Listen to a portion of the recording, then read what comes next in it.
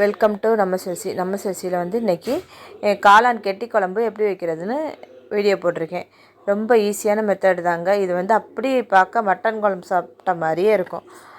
அது எப்படிங்கிறது பார்ப்போம். நான் இதுக்குள்ளே மசாலா எல்லாமே நான் வந்து கரம் மசாலா இந்த மாதிரி எதுவும் சேர்க்காமல் எல்லாமே ஃப்ரெஷ்ஷாகவே அரைச்சிட்டு சேர்த்துருக்கேன். அது எப்படி என்ன சேர்த்துருக்கேன் என்ன ஏதுன்னு வீடியோக்குள்ளே போய் பார்ப்போம் வாங்க. அதுக்கு வந்து ஒரு கடாயை சூடுபடுத்திட்டு கடாயில் கொஞ்சமாக எண்ணெய் ஊற்றி ஒன்றுலேருந்து 2 ஸ்பூனுக்குள்ளே எண்ணெய் ஊற்றி எண்ணெய் காஞ்சதும் அதில் ஒரு அரை ஸ்பூனு சோம்பு, அரை ஸ்பூன் ஜீரகம்,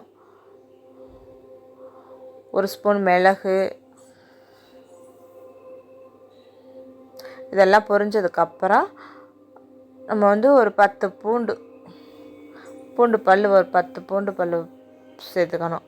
ஒரு சின்ன துண்டு இஞ்சி வந்து 2-3 கட் பண்ணி போட்டிருக்கேன். அதெல்லாம் போட்டு பொரிஞ்சதுக்கப்புறம் நம்ம சின்ன வெங்காயம் ஒரு கைப்பிடி அளவு ஒரு 10 வெங்காயம் சின்ன வெங்காயம் போட்டிருக்கேன். சின்ன வெங்காயம் போட்டு சின்ன வெங்காயம் நல்லா வதங்கினதுக்கப்புறம் நான் வந்து ஒரு பெரிய வெங்காயத்தை சும்மா ஓரளவுக்கு வெட்டி வச்சுருக்கேன். அதையும் அதில் போட்டுக்கணும். போட்டு எல்லாத்தையும் நல்லா நம்ம வந்து நல்லா வதக்கிடணும். கரிஞ்சிடாமல் ஆனால் நல்லா வதக்கணும்.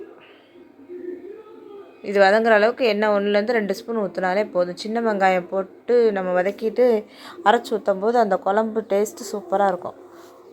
3 மீடியம் சைஸ் தக்காளி 3 எடுத்திருக்கேன். அதையும் நான் இதில் போட்டு நல்லா வதக்கிக்கிறேன். தக்காளி வந்து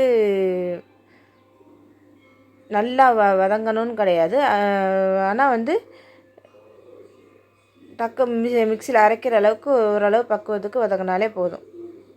அது வதங்குறதுக்கு கொஞ்சம் உப்பு போட்டோம்னா நல்லா வதங்கிடும். கொஞ்சம் உப்பு இந்த டிஷ்ஷுக்கு தேவையான அளவு உப்பு இப்போயே நான் போட்டுட்டேன். உப்பு போட்டு அதை நல்லா நம்ம மிக்ஸ் பண்ணிக்கணும். நல்லா வதங்கினதுக்கப்புறம் இதில் வந்து தேங்காய் ஒரு கைப்பிடி அளவு தான் தேங்காய் சேர்த்துருக்கேன். அது வந்து ஆப்ஷனல் தான். நீங்கள் விருப்பப்பட்டால் சேர்த்துக்கோங்க, இல்லைன்னா ஸ்கிப் பண்ணிக்கோங்க. நான் தேங்காய் சேர்த்துருக்கேன். ஒரு கைப்பிடி அளவு தேங்காய் சேர்த்து தான் வதக்கியிருக்கேன். இதெல்லாம் வதங்கினதுக்கப்புறம் தேங்காய் போட்ட உடனே ஒரு வதக்கின உடனே வதங்கிடும். வதங்கினதுக்கப்புறம் நம்ம வந்து அடுப்பை ஆஃப் பண்ணிவிட்டு அந்த சூட்லேயே ஒரு மஞ்சத்தூள் 1/4 ஸ்பூன் மஞ்சத்தூள், 2 ஸ்பூன் வீட்டில் அரைச்சி தனி மிளகாத்தூள் போட்டுக்கலாம். 2 ஸ்பூன் போட்டுக்கலாம். நீங்கள் காரமாக இருந்ததுன்னா 1/2 ஸ்பூன் போட்டுக்கோங்க. மல்லித்தூள் 2-3 ஸ்பூன் போட்டிருக்கேன் நான். அதுவும் வீட்டில் அரைச்ச மல்லித்தூள் தான். நம்ம எப்போவுமே கொஞ்சம் கூடவே மிளகாத்தூளுக்கு கூட தான் மல்லித்தூள் போடணும். போட்டு அந்த சூட்லேயே வந்து நம்ம அதை வதக்கி விட்டால் போதும். ஏன்னா நம்ம ஒரு வேளை அடுப்பு ஆன்லேயே வச்சுருந்தோம்னா அது கரிஞ்சு போகிறதுக்கான வாய்ப்பு இருக்குது. அதனால் நம்ம ஆஃப் பண்ணிவிட்டு அந்த சூட்லேயே போட்டு வச்சாலே போதும். இப்போ வந்து மிக்சியில் நல்லா ஆற வச்சுட்டு மிக்சியில் சேர்த்து நம்ம அரைச்சிக்கணும். அடுத்து வந்து நம்ம இப்போ குழம்பு தாளித்து விட்டுறலாம். அதுக்கு ஒரு கடாயை எடுத்துகிட்டு அதில் எண்ணெய் ஊற்றி எண்ணெய் காஞ்சதும் ஒரு சின்ன பிரிஞ்சி இலை மட்டும்தான் போட்டிருக்கேன். ஒரு சின்ன துண்டு பட்டை வேணால் போட்டுக்கலாம். கொஞ்சம் சோம்பு போட்டுட்டு ஒரே ஒரு வெங்காயத்தை நைஸாக கட் பண்ணி வச்சுருக்கேன். ஒரு மிளகாய் கட் பண்ணி வச்சுருக்கேன்.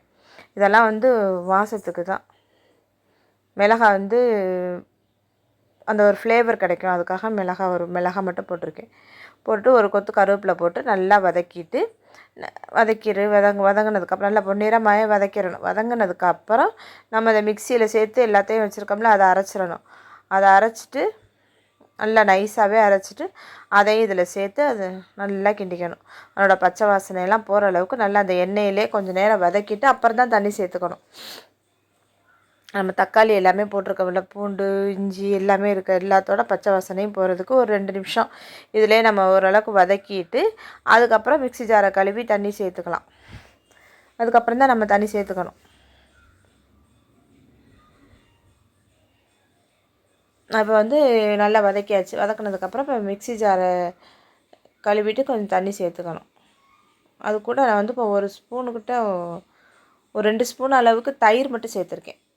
நம்மளுக்கு தக்காளியோட புளிப்பே போதும், இருந்தாலும் கொஞ்சம் தயிர் சேர்த்துக்கிறதுக்காக கொஞ்சமாக 2 ஸ்பூன் அளவுக்கு சேர்த்துருக்கேன், ரொம்ப சேர்க்கலை.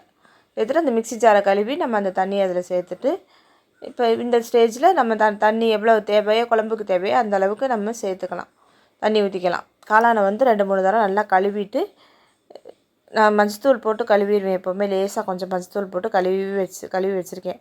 கழுவிட்டு இப்போ தேவையான அளவு தண்ணி ஊற்றிட்டேன். ரொம்ப கெட்டி குழம்பு மாதிரி தான் வைக்கிறோம், அதனால் ரொம்ப தண்ணி ஊற்றிடக்கூடாது.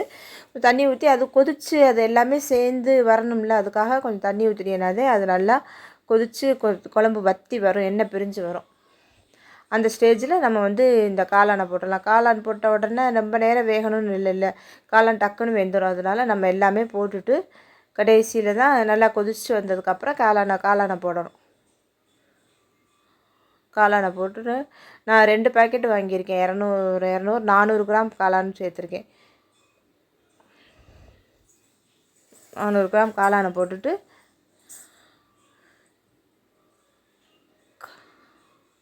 கடைசியில் கொஞ்சம் மல்லித்தலை தூவியிருக்கேன். மல்லித்தலை தூவிட்டு இறக்கிற வேண்டியதான், ரொம்ப ஈஸியாக. நம்ம தேவைன்னா கொஞ்சமாக நம்ம முதலே இப்போ இது போட்டிருக்கோம்ல, இந்த நேரத்தில் கொஞ்சம் கரம் மசாலா தூள் கடைசியில் வேணால் போட்டுக்கலாம். நான் இது எல்லாமே போட்டு அரைச்சதுனால எதுவுமே போடலை. அதை நம்ம அவ்வளோதான். இதே மெத்தடில் ஈஸியாக செஞ்சு பாருங்கள்.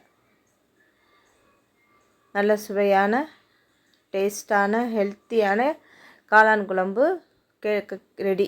கெட்டி குழம்பு நல்லா கெட்டியாக தான் இருக்குது குழம்பு. இதுக்கு மேலே கிரேவி மாதிரி வேணும்னாலும் இன்னும் கொஞ்சம் நேரம் நம்ம கொதிக்க விட்டுட்டு எடுத்துக்கலாம். எனக்கு இந்த பக்குவத்தில் வேணுங்கிறனால நான் இந்த பக்குவத்தில் இறக்கிட்டேன். நான் சொன்ன இதே குவான்டிட்டியில் நீங்களும் செஞ்சு பாருங்கள். செஞ்சு பார்த்துட்டு எப்படி இருக்குன்னு மறக்காமல் என்னோடய கமெண்ட் செக்ஷனில் சொல்லுங்கள். நம்மளோட சேனலை சப்ஸ்கிரைப் பண்ண மறந்துடாதீங்க. தேங்க்யூ.